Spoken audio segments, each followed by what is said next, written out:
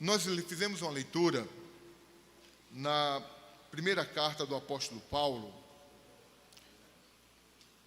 segunda carta do apóstolo Paulo a Timóteo, capítulo de número 1, e o versículo 6.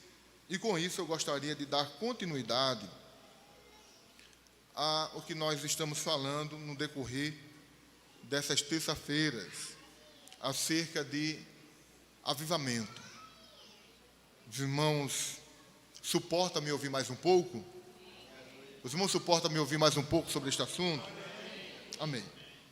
Então nós já falamos, usamos como base o texto que se encontra em Abacuque, capítulo 3, versículo 2, a oração do profeta Abacuque, pedindo avivamento, né? E eu falei sobre a visão de Abacuque acerca de avivamento, que é um pouco diferente da visão que temos hoje, até porque a visão que temos hoje é uma visão, digamos, mais completa, né? Mais completa do texto bíblico. Já temos aí formado o Antigo e o Novo Testamento. Então, a visão que Abacuque tinha a respeito de avivamento está muito relacionado ao comportamento, né? À mudança de vida. E aí nós falamos, né? O que não seria avivamento, o que não é avivamento, antes de propriamente chegarmos no avivamento. Então, já falamos que avivamento não é mudança de doutrina. Já falamos que avivamento não é mudança de liturgia. Já falamos que avivamento não é modismo, né? Nós tratamos isso terça passada. Nós falamos que avivamento não é uma promoção pessoal, e é justamente o que nós estamos vendo hoje aí, as pessoas, na intenção de promover o seu nome, né? Trazem aí um suposto avivamento, um suposto comportamento para acender o seu nome aí, principalmente no advento aí que nós temos agora, né, das redes sociais. E isso está muito fácil de se propagar. E eu gostaria também de falar que avivamento não é uma visão, podemos dizer, dicotomizada da vida. O que é uma visão dicotomizada? É uma visão que teria duplo sentido da vida. Algumas pessoas, ao buscar a Deus, a se aproximarem mais de Deus, acaba criando um certo entendimento da vida da seguinte forma: eu, para servir a Deus, eu preciso buscar a Deus, preciso me consagrar, orar, jejuar. Isso tudo é verdade, mas de tal maneira que eu acabo olhando para o outro lado das coisas da vida e eu me isolo, eu me afasto. Então, avivamento não é uma visão dicotomizada da vida. Tipo, eu não posso me relacionar com as pessoas que estão no mundo, porque eu sou santo demais para isso. Cria um castelo, né? Cria tipo um monastério e se isola de tal maneira que ele acredita que para Deus, olha, só tem um lado que é buscar a Deus, só tem um lado que é buscar a Deus. E, por exemplo, as coisas da vida não é interessante. Eu conheci um cidadão que precisou morar de favor na casa de um certo irmão, E, é claro, ele está morando de favor, não estava trabalhando, e de repente o irmão convidou este cidadão para fazer um serviço na casa dele. Nós vamos desmanchar essa calçada aqui e vamos agora reformar essa calçada, e eu gostaria da tua ajuda. Aí o irmão, que estava morando de favor, disse: varão, isso não é para mim não, meu negócio é buscar a Deus. Ora, o cidadão morando de favor na casa de um irmão, né? Nem dessa forma ele entendia. Ele era um homem que se achava muito crente, né? E que o negócio dele era só buscar a Deus. Mas na verdade ele era preguiçoso. E buscar a Deus era um pretexto para não trabalhar. Certo? Então algumas pessoas acham que não, eu estou me avivando, eu estou buscando a Deus, eu vou me avivar de tal maneira que eu começo a buscar só uma vertente. Por exemplo, tem pessoas que não querem mais trabalhar, não querem se envolver. Eu conheci uma irmã, que essa irmã orava muito. Nossa, essa irmã orava demais. De tal maneira que ela botou na cabeça que alguém não podia nem tocar nela. Não acredita, irmão? Não podia nem tocar. Se tocasse nela. Eu disse, nossa, nem Jesus. Nem Jesus. Por quê? Porque achava que a santidade, né, o avivamento, uma vida consagrada, e não dava para isso. Achava que ela ia ficar impura, né? E a visão era essa mesmo, se tocar ia ficar impura. Irmãos, isso não tem fundamento bíblico, certo? Então nós temos que ter cuidado também, para quando nós, como igreja, como servo do Senhor, começarmos a buscar ao Senhor, não ir por esse caminho. Não achar que as outras pessoas que estão ao nosso redor são menos crentes do que nós. São menos santas do que nós. Na verdade, quando nós estamos buscando ao Senhor, como é para buscar, olha, é como se Deus ele pegasse, nos mostrasse nós mesmos por dentro. Quando nós oramos, buscamos mais um pouco, com entendimento bíblico, é como se Deus ele só, eu vou mostrar quem é você para você mesmo.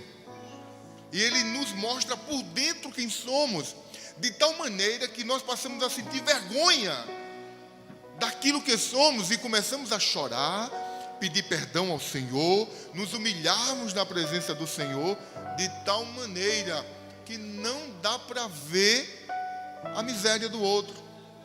Até porque Tiago diz, senti as vossas próprias misérias. Sentir é diferente de saber. Porque uma coisa é eu dizer, eu sou pecador. Sabe, ter consciência de que é pecador, que é falho, é uma coisa. Mas sentir na pele é outra coisa.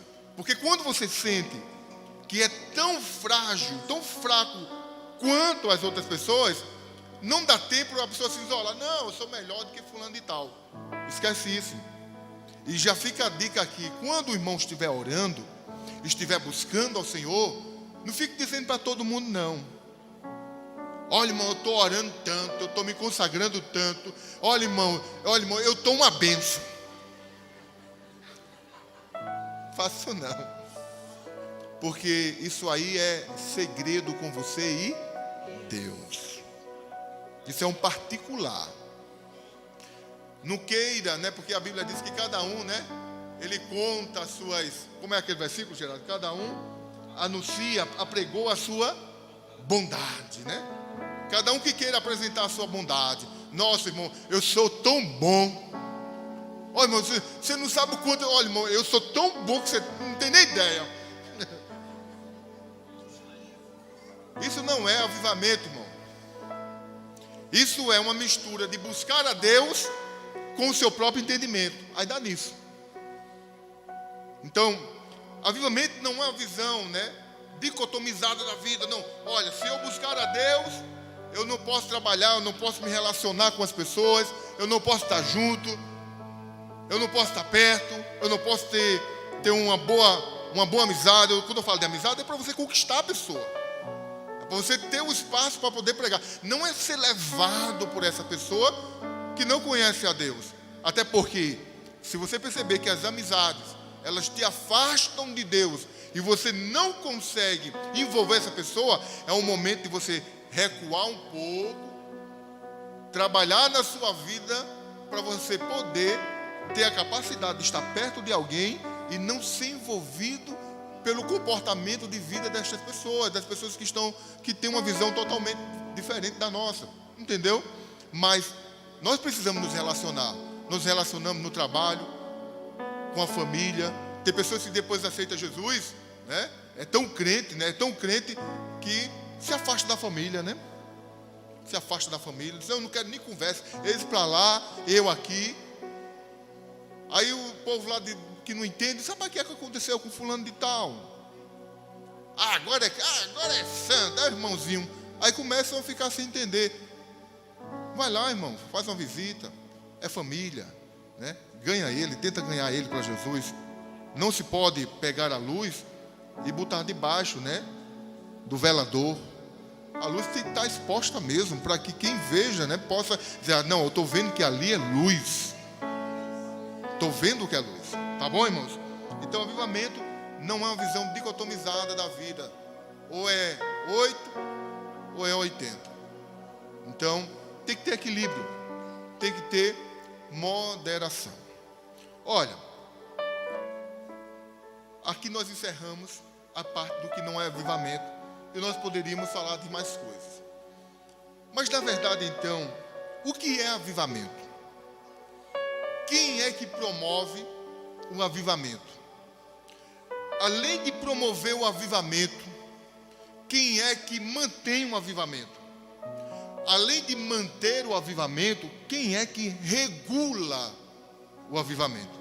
Porque os irmãos sabiam que o avivamento, ele se inicia e ele precisa se manter e ele precisa ser regulado.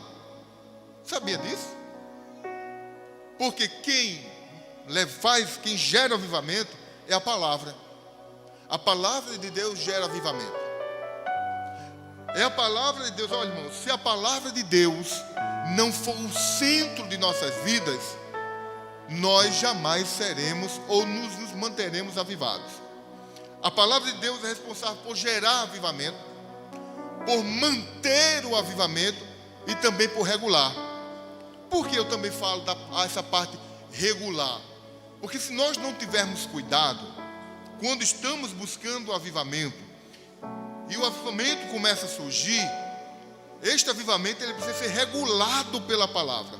A palavra precisa ser o moderador deste avivamento, porque senão começa a surgir os atalhos do caminho. Dá para entender isso? Começa a surgir situações no meio da igreja, que começa a não bater com o comportamento da igreja. Na minha época de jovem, André lembra disso, né? Tinha muito isso. Hoje não tem menos. Na nossa igreja, aqui com lá se levantava um grupo dentro da igreja que não tinha que segurasse esse grupo, irmão. Eles se achavam tão cheios, né? Tão íntimos com Jesus, que acabava tendo um certo desconforto, até mesmo com a liderança.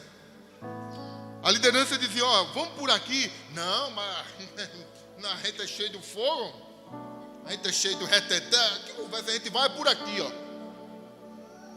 Tá certo isso, irmãos? Os irmãos acham que estão certo? Não. Por isso que a palavra, ela precisa regular o avivamento. Precisa regular. Por quê? Se nós não tivermos cuidado, quando nós estivermos cheios da graça, cheios do poder, vivos, vivificados pela palavra, né? Animados, empolgados, fortalecidos, né? Aí começa a surgir as manifestações que é comum, né? Que nós somos pentecostais. Começa a surgir as manifestações do poder de Deus na nossa vida. Aí, se nós não tivermos cuidado, nós agregamos a isso alguns comportamentos que não estão na Bíblia. Não estão na Bíblia. Deixa eu falar para os irmãos uma coisa interessante. Os irmãos sabem que nós somos considerados, nós, pela misericórdia de Deus, da Assembleia de Deus, como os pentecostais clássicos. Quem já ouviu falar nisso? Quem já ouviu? Pentecostais clássicos. Porque existem igrejas tradicionais que não acreditam na atualidade dos dons espirituais, não acreditam, acham que foi só para os apóstolos e para a igreja primitiva. Então, acha que os dons do Espírito cessaram. Então, algumas igrejas acreditam dessa forma. Mas nós, como pentecostais clássicos, nós acreditamos na manifestação dos dons espirituais na igreja, que existem os dons congregacionais, que outro dia nós iremos falar sobre isso, os dons congregacionais, que eles estão, se manifestam na congregação, se manifestam na igreja. E Paulo dá uma lista desses dons. Nós não vamos falar sobre isso hoje, mas Paulo dá. Porém, e qual a diferença desta igreja pentecostal, clássica, para a tradicional? É isso que eu falei. A tradicional não acredita, e nós acreditamos na atualidade dos dons. Porém, há alguns anos surgiu os neopentecostais. Neopentecostais. Quem já ouviu? Alguém já ouviu essa expressão, neopentecostais? E quem são os neopentecostais? Neo vem de novo, seria o novo pentecostalismo. O que é que acontece? Eles começaram a agregar no culto algumas situações, por exemplo, que precisam de elementos no culto, como seriam elementos que eles dizem, são elementos motivacionais da fé. Tá bom? E daí surge também a teologia, da prosperidade, está muito envolvida. Qual a diferença do pentecostalismo clássico para o neopentecostalismo? Vamos lá. É porque, para nós pentecostais, nós acreditamos que Jesus, ele é o centro do culto, que a palavra é o centro de um culto como este, é o ápice do culto, é a palavra. Nós estamos aqui porque a palavra um dia nos alcançou, nós estamos aqui porque queremos nos alimentar da palavra, nós estamos aqui porque nós sabemos que somos edificados pela palavra. E, além disso, surge a manifestação dos dons espirituais, que pode ser comum. E qual a diferença do neopentecostal? Ele chega para o culto por causa dos dons, dos possíveis dons, dos pseudos dons. Eles se reúnem porque eles querem ver o movimento. Não, vamos para lá, rapaz, porque o negócio lá é bom. Tu vai ver como é lá o negócio, meu. O negócio do reteté é grande. Canela de meu amigo, tu vai ver. Tu vai ver o que é unção. Vamos lá que tu vai ver. Então, a baiana roda, vamos ver. A baiana roda. Roda, irmão. Aí eles começaram a criar elementos do culto. Aí começa a trazer algumas situações para dentro do culto que acreditam que é necessário ter. Eles têm as vestes específicas. Tem que ter aquele tipo de veste. Tem que ser, de repente, uma veste branca. Entendeu? Tem que ter veste branca. Tem tipo um chale, eu não sei qual é realmente o nome, mas eles colocam aqui, colocam aqui que tem que ter, tá bom? Porque aquilo ali é símbolo de autoridade, tem que ter aquilo ali, entendeu? E aí vamos embora, e começa o culto, e lá vai um, chama o outro para cá, e segura num braço de um, e segura num braço do outro, e lá vai, e de repente começa a embolar lá, e só Deus para ajudar. Bota o pastor nas costas e roda, Nossa, se as irmãs fossem fazer isso comigo, coitado. Entende isso? Então começa a colocar elementos no culto. Aí nessa hora que surge, por exemplo, a flor ungida, a água, o sal grosso. Oi? Alguém pode, se for, a gente for fazer uma lista aqui, a lista é grande. Fogueira santa. Um dia desses, o camarada disse, olha, irmão, venha para cá. Começou a vender tijolo dentro da igreja. Você vai pegar esse tijolo, vai pagar R$1.000 nesse tijolo, vai levar para a sua casa. Você que está construindo a sua casa, olha, Saulo, dá certo para tu que está construindo lá. Leva o tijolo para a sua casa, que você vai ver que a obra vai terminar ligeiro. Começa a introduzir elementos dentro do culto, onde não tem nada a ver. Um dia desses, o cidadão estava vendendo, ele ungia a palma da mão dele, colocava em cima de uma folha, e disse, você tem fé? Leva a minha mão ungida. Passava o óleo na mão, botava na folha, Aí ficava a mãozona dele lá na folha. Quanto é? Um pixinho de R$1.000. Você vai levar essa folha. Se você não estiver dormindo, bate debaixo do travesseiro. Meu irmão, onde é que nós vamos parar? Olha, irmão, e não toque não, que é fogo, viu? Aqui, se você tocar, eu vou mandar um refly aqui para você, que vai bater em você e você vai ficar doente. Praga nenhuma chegará à nossa tenda em nome de Jesus. Um dia desse apareceu um cidadão, né? Um cidadão que disse que quando ele chega na mata fechada, eles vão orar na mata, né? Olha, irmão, quando eu chego na mata fechada, eu chego aí, eu sou tomado. Aí o poder de Deus na mata fechada. Na mata fechada. E Jesus tem que ser na mata fechada, irmão. Irmão.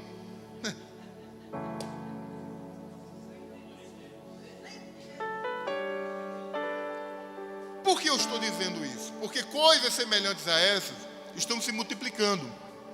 Estão vindo como uma avalanche.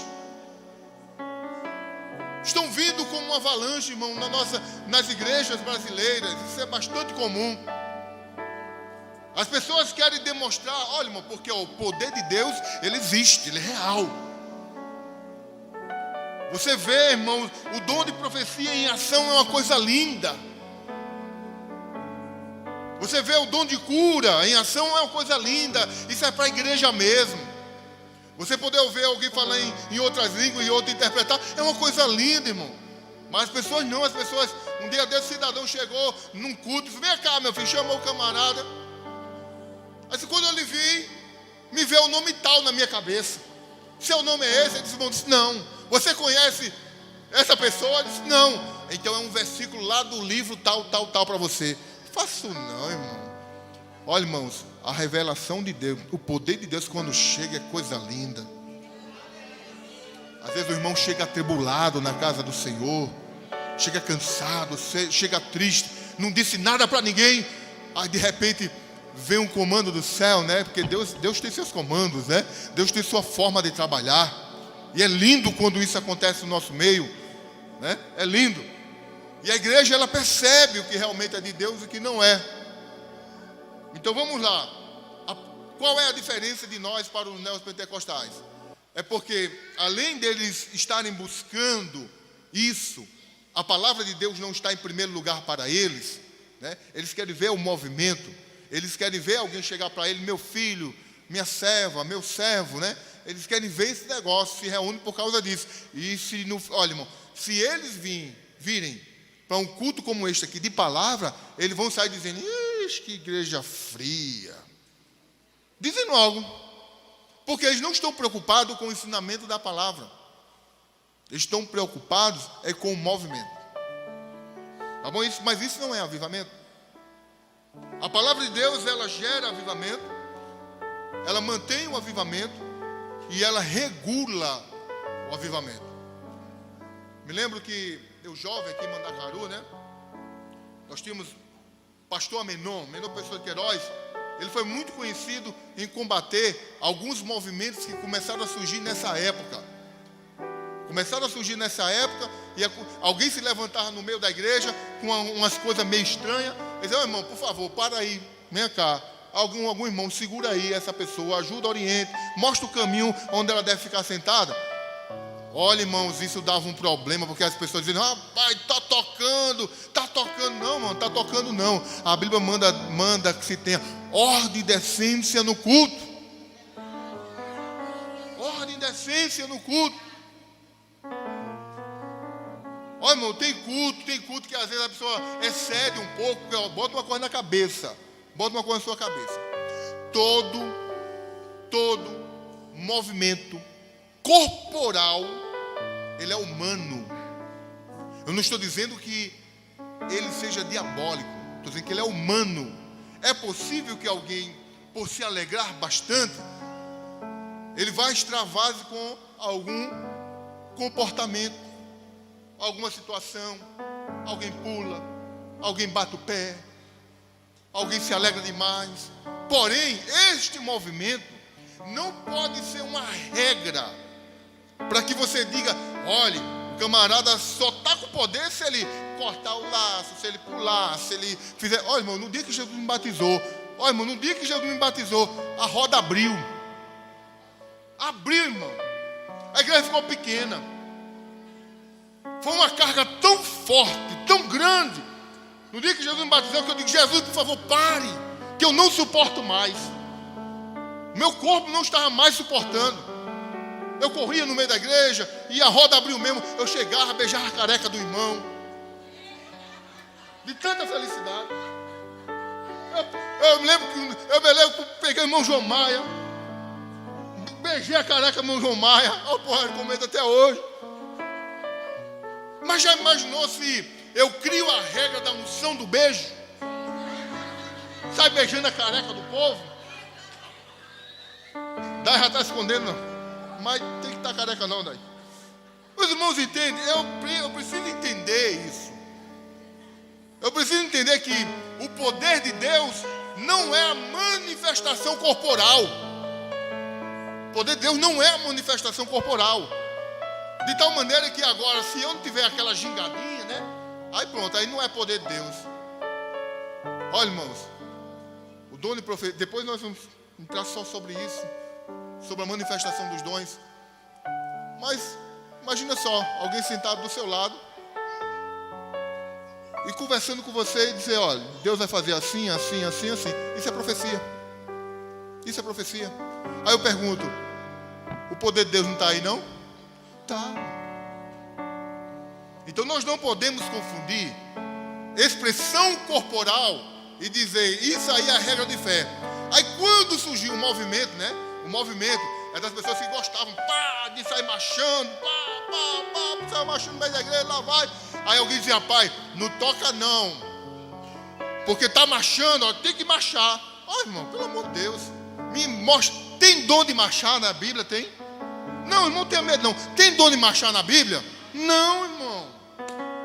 Ah, irmão, mas o irmão gosta lá de você. Não pode, Deus está lá, o irmão está muito alegre, muito feliz. De repente Deus quer falar dessa forma. Deus quer falar porque Deus tem várias formas de falar, mas isso não é regra de fé. Eu não posso criar uma situação e dizer: isso aqui é regra de fé e vai ser isso agora. Por que eu estou dizendo isso? Porque a Bíblia, ela regula o avivamento. Porque se nós não tivermos cuidado, né? Quando começar a surgir, ora, irmãos, imagine Paulo dizendo: olha, eu falo línguas estranhas mais do que todos vocês. Mas o mesmo apóstolo Paulo que incentiva os dons espirituais, ele diz: olha, mas haja ordem e decência no culto. Ordem e decência. Um fale e os outros eis. Um fale e os outros eis. É Bíblia. O mesmo Paulo que incentiva a busca pelos dons, ele diz: é preciso ter ordem e decência no culto. Aí já imaginou, irmão, se os irmãos começaram agora a sair? Um dia desse eu estava numa igreja. Ó, irmão, de repente começou a cair uma graça até boa. Aí sempre no meio da graça tem os meninos, né? Tem os meninos. Aí os meninos começaram a fazer aviãozinho. Aí foi um aviãozinho daqui, veio um aviãozinho de lá, e os dois, pum, colidiram. Irmão. Top Gun de Jeová. Olha, irmão, eu não estou dizendo isso para quando os irmãos virem isso. Não estou mandando os irmãos dizer: está na carne. Não é isso que eu quero dizer. Eu quero dizer que isso, todo movimento corporal é humano. Embora você esteja cheio da graça, você pode expandir isso de uma forma ou de outra. Mas precisa ter a moderação. Porém, algumas situações pode ser uma má informação daquilo que se esteja fazendo. Tinha um cidadão numa determinada igreja que na hora do culto ele abria as asas assim e começava.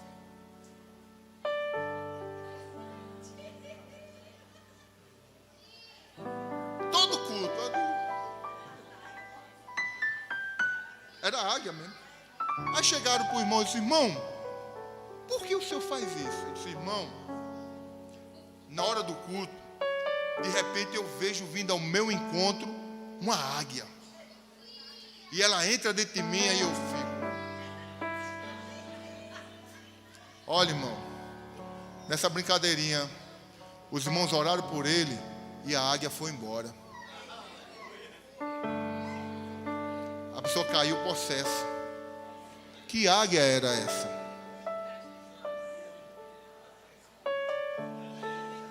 Oh, glória. Avivamento, ele é produzido pela palavra, é mantido pela palavra e é regulado pela palavra. Os irmãos dizem amém? Vai ficar para outra terça-feira, que a hora já manda parar. Terça-feira tem mais. É como o André está dizendo: meu filho, diga que você crê no poder. Irmão, eu creio, não disse agora, eu creio no poder. No dia que Jesus me batizou, eu disse: a roda abriu. Eu creio no poder, irmão. Ó, irmão, eu sou do fogo. Eu sou do fogo. Entendeu? Eu sou do fogo. Eu gosto de poder. Olha, irmão, vou dizer uma coisa para os irmãos. O poder de Deus, ele é maciço, viu? O poder de Deus tem peso. O poder de Deus, ele tem peso. Aí o pastor Amenor tem um ditado muito interessante. Ele disse: você pega uma lata vazia da casa de tinta, começa a bolar ela pelo chão, ela faz um barulho, irmão. Aí você pega essa lata, enche d'água, pode bater nela. É diferente. O poder de Deus, ele tem peso. O poder de Deus, irmãos, ele quando vem sobre a nossa vida, ele nos deixa até constrangido. E nos faz achar que nós não somos merecedores daquilo. De tal maneira que o poder de Deus, ele chega com um peso de glória. É maciço. Não é essas coisas que estão surgindo por aí, não. Os irmãos dizem amém? Glória a Deus. Então paramos aqui. Avivamento, ele é produzido pela palavra, ele é mantido pela palavra e ele é regulado pela palavra. Vamos ficar de pé para agradecermos ao Senhor por tudo.